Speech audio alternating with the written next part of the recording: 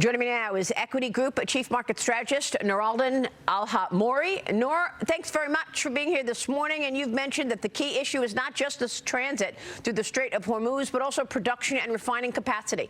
Tell us how you see this war impacting markets and what you believe is the key here. Good morning, and thank you for having me. But I think it was at the beginning of it, it was the issue of, the Strait of Hormuz or closure of the Strait of Hormuz, and led to deliveries issue, and then the attacks intensified. And it turns from not just deliveries, and now also some of the, we have issues also with the production.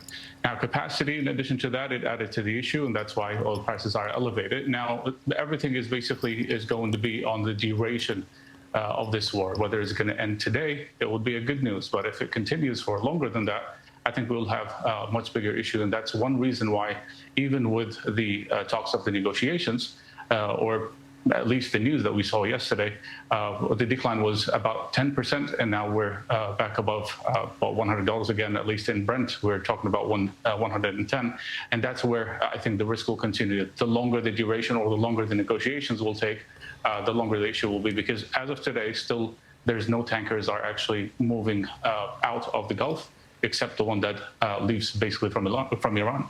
Yeah, and I think what you are saying is similar to what we heard from Mike Wirth yesterday at the CIRA conference, the oil conference, saying that the oil market is mispriced, that the physical supply is actually tighter than traders think, and it will take longer to get things back on track, even when the strait is open. So how long would that be? And from a trading perspective and an investing perspective, how are you navigating this? I think at this stage, it's all about how you manage your risk. That is the most important thing. Now, yes, but as I said, it all depends also on the duration. If it ends today, that's a good news, because it will take I think it will take at least about 4 to 6 weeks, or maybe 8 weeks, in order for us to go back maybe to the normal levels.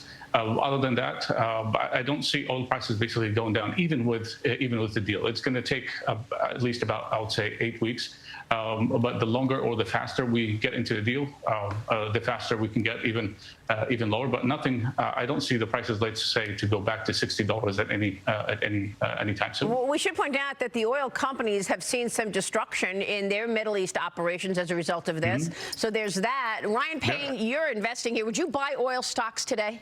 I think I would hold off on buying, but I wouldn't sell here, because the one thing you've seen in the oil patches, they're way more disciplined with how much they're drilling. They're not just because the price has gone up, they're not adding a lot of rigs here. Yeah. So that discipline is key. And even yesterday with oil coming down, oil stocks actually went up. So I think it's a long-term play. I'd still own oil stocks here. 100%. Noor, I want to get your take on rates, because look at interest rates this morning. Global rate expectations have been shifting sharply because, of course, the Bank of England talked about the impact of the war. That had traders started to talk about rates going higher.